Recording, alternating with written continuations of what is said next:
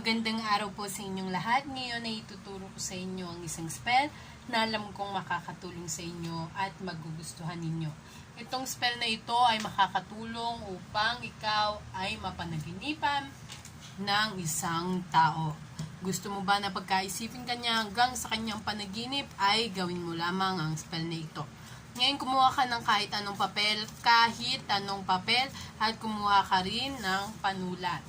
Kumuha ka ng kahit anong papel at kumuha ka rin ng kahit anong kulay ng panulat. Ngayon, ang gagawin mo ay isulat mo dito sa harap ng papel na ito ang kanyang pangalan. Halimbawa, ang kanyang pangalan ay Marcus Diaz.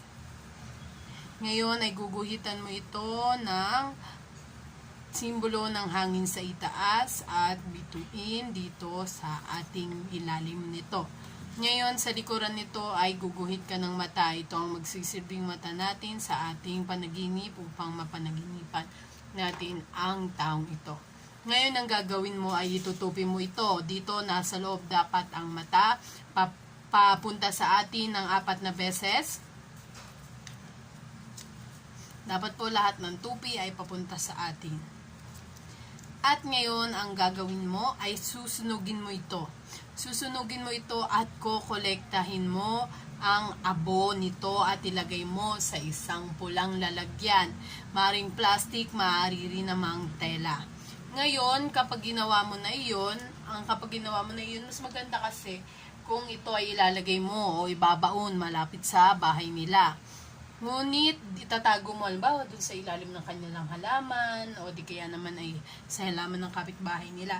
Ngunit kung wala ka namang kakayahang ganun ay maaari na doon sa iyong cabinet kung saan punong-puno ng iyong mga damit, ng iyong mga kagamitan.